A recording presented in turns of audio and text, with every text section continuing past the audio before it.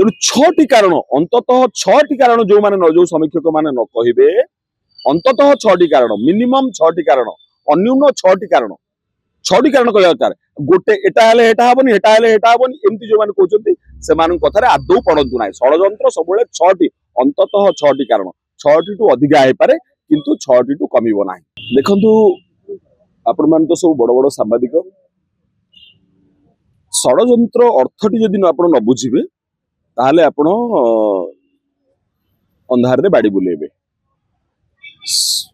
जो किछि जण आपण जो प्रश्न जणा पड़ुछि किछि जण कहउछंती जे नाइ नाइ नवीन बाबू तो एई कारणटा कहले ता अर्थ एई कारणटा हेइ नथिबो एमती कहउछंती कोइ मीडिया ऑपरेशन हेइ नथिबो एटा एई कारणटा कहले पाटकुरा कारणटा एटा हेइ नथिबो एमती कहउछंती ब्लैक एंड व्हाइट रे देखियाउ चाहउछंती।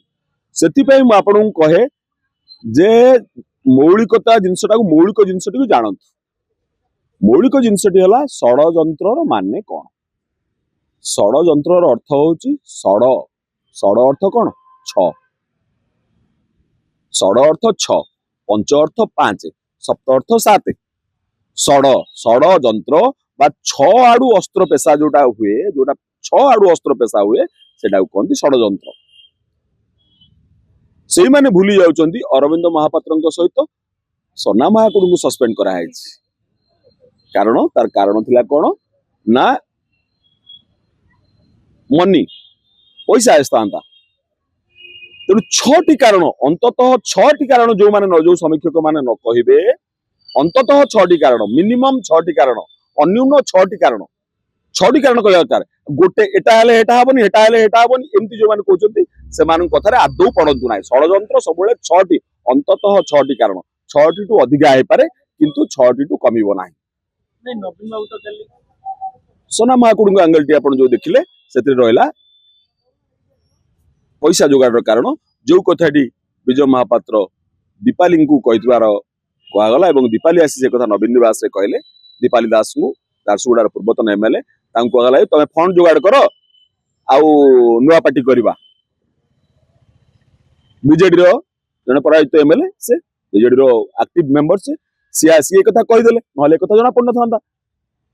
तेणु षडयंत्र गोटे आड़ हुएनी अरविंद महापात्र आड़े गोटे आड़े जो कहि दोचन सेमिति नुहे छटी कारण एटा हला गोटे कारण। द्वितीय कारण हला ये चाहउचंती विजय महापात्र चाहउचंती पराजित प्रार्थी राउरकेला जे अछन दिलीप राय तांको पठेइबे तेणु से बीजेडी रे डिस्टर्बेंसेस क्रिएट करिवे। दुई तीनोटी कारण देखले आपण मेली करेइबे चारिटी कारण देखले आपण। पंचम कारण हला साइकोलॉजिकली गोटे पॉइंट ऑफ व्यू कहबे जे नवीन पटनायक नारे बही लिखे देले नवीन पटनायक खराब बोली कहि जनक माध्यम रे बही लिखे देले साइकोलॉजिकल क्रिएट हो एटा हला पंचम कारण। षष्ठ कारण आपण देखंतु विभिन्न जगह रे सब लोक रखिचंती कहया पई जे नाही एमती किछि हेनी सेमती किछि होनी एमती किछि होनी लोक रखिचंती कहया पई षष्ठ कारण। मिनिमम 6टी कारण कहंतु तेणु गोटे कारण जदि कहि दोछन ए कारणटा कहि देले तो से कारणटा हबनी से कारणटा कहि दोछन तो ए कारणटा हबनी ना। षडयंत्र हला जंत्र अर्थ 6टी जंत्र माध्यम बा 6टी अस्त्र माध्यम रे अस्त्र प्रक्षेपण करा हैछि।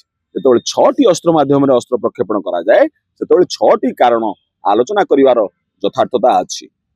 नवीन बाबू गोटे एक्शन जदि नेले नवीन बाबू कोन विजय बाबू को ऊपर एक्शन नै परिबे कोनतो आपण मने विजय महापात्र जदि षडयंत्रटा एक्शन जदि नवीन बाबू ने कहा ऊपर नेबे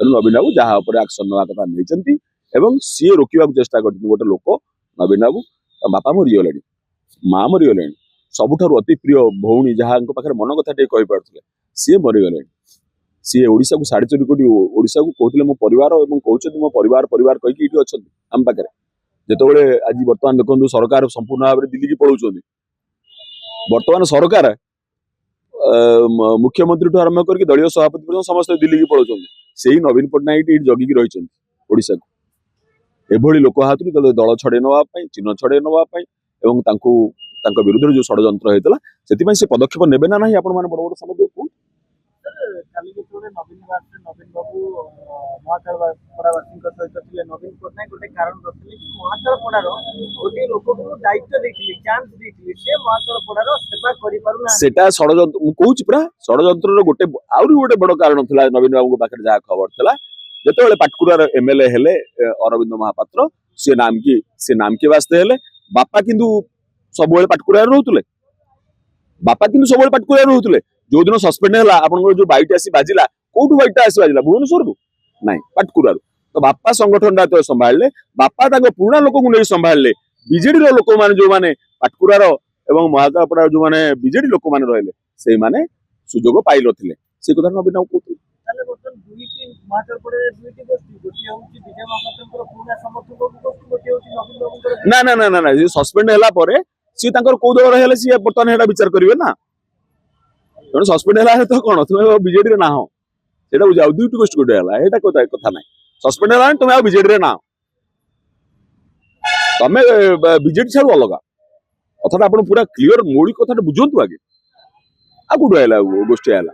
ଗୋଟେ ତ ରହିଲା ବିଜେଡି ରହିଲା, ଆଉ ଗୋଟେ ରହିଲା, ସେ ଆଉ ଯାହା ସସ୍ପେଣ୍ଡ ହେଲା ପରେ ସେ ଅଲଗା।